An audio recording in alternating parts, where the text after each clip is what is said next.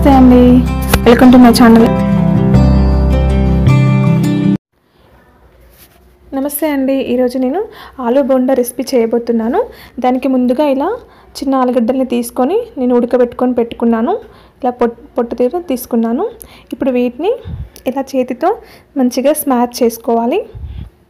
చూసారు కదా, ఈ విధంగా ఇలా స్మాష్ చేసుకోవాలి. ఇప్పుడు మనం కర్రీ కోసం ప్రిపేర్ చేద్దాం. ముందుగా స్టవ్ ఆన్ చేసి ఒక గిన్నెని పెట్టుకోవాలి. ఇప్పుడు ఇందులోకి కొద్దిగా ఆయిల్ని తీసుకోవాలి, ఒక టేబుల్ స్పూన్ ఆయిల్ని. ఇప్పుడు ఆయిల్ వేడెక్కాక ఒక స్పూన్ జీలకర్ర వేసుకోవాలి. అదేవిధంగా కొద్దిగా ఆవాలను కూడా వేసుకోవాలి. ఇప్పుడు ఇవి కొద్దిగా వేగిన తర్వాత కరివేపాకు వేసుకుందాం. తర్వాత చిన్న చిన్నగా కట్ చేసుకున్న ఉల్లిపాయ ముక్కల్ని, పచ్చిమిర్చి ముక్కల్ని కూడా వేసుకొని ఒకసారి కలుపుకోవాలి. ఇవి కొద్దిగా పచ్చివాసన పోయిన తర్వాత కొద్దిగా అల్లం వెల్లుల్లి పేస్ట్ కూడా వేసుకొని కలుపుకోవాలి. ఇవి వేగిన తర్వాత చిటికెడు పసుపు కూడా వేసుకొని ఒకసారి కలుపుకుందాం. ఇప్పుడు ఇందులోకి మనం స్మాష్ చేసి పెట్టుకున్న ఆలుగడ్డల్ని వేసుకోవాలి. వేసుకొని కలుపుకుందాం. ఇప్పుడు ఇందులోకి టేస్ట్కి సరిపడా ఉప్పు వేసుకోవాలి. నేను ఇక్కడ ఎండుకారం ఏం వాడట్లేదండి. మీరు ఇంకా కొద్దిగా స్పైసీగా కావాలనుకుంటే కొంచెం ఎండుకారం కూడా వేసుకోవచ్చు. అలాగే గరం మసాలా, ధనియా పౌడర్ని కూడా వేసుకోవాలి. వేసుకొని మిక్స్ చేసుకుందాం. ఇప్పుడైతే మనకు ప్రిపేర్ అయిందండి. ఫైనల్గా కొత్తిమీర వేసుకొని మిక్స్ చేసుకోవాలి. మిక్స్ చేసుకొని స్టవ్ ఆఫ్ చేసి దీన్ని మనం చల్లారే వరకు పక్కన పెట్టేసుకొని, ఇది చల్లారేలోపు మనం ఇక్కడ శనగపిండిని కలుపుకుందాం. ఒక గ్లాస్ వాటర్ తీసుకొని ఒక గిన్నెలో అందులోకి కొద్దిగా ఉప్పును వేసుకోవాలి. అదేవిధంగా కొద్దిగా వంట సోడాను కూడా వేసుకోవాలి.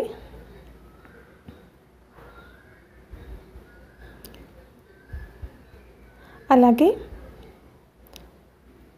కొద్దిగా వామును కూడా వేసుకోవాలి.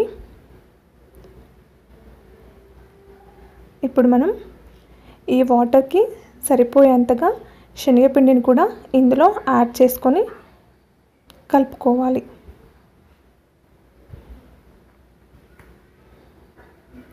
మనకి బ్యాటర్ అనేది బజ్జీ బ్యాటర్లా చేసుకోవాలి.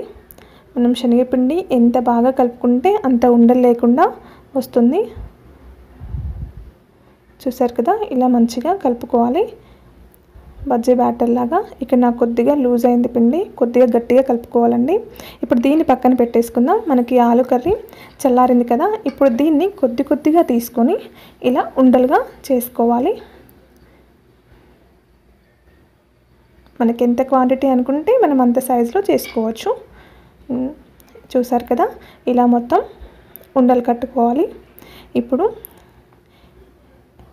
ఈ ఆలు ఉండల్ని ఇలా పిండిలో డిప్ చేసుకుంటూ, నేను ఇక్కడ ముందుగానే ఆయిల్ని హీట్ చేసుకొని పెట్టుకున్నాను. ఇలా డిప్ చేసుకుంటూ ఇలా బోండాలాగా వేసుకోవాలి. చాలా సింపుల్ అండి. ఇలా ఈజీగా ఆలూ బోండా ప్రిపేర్ చేసుకున్నారంటే పిల్లలు ఈవినింగ్ స్నాక్స్కి ఎంతో బాగా ఇష్టంగా తింటారు. చూసారు కదా, ఆలూ బోండా మనకు కాలిపోయింది. ఇప్పుడు దీన్ని ఒక ప్లేట్లోకి తీసుకొని సర్వ్ చేసుకోవాలి. ఎంతో ఈజీ ప్రాసెస్ అండి.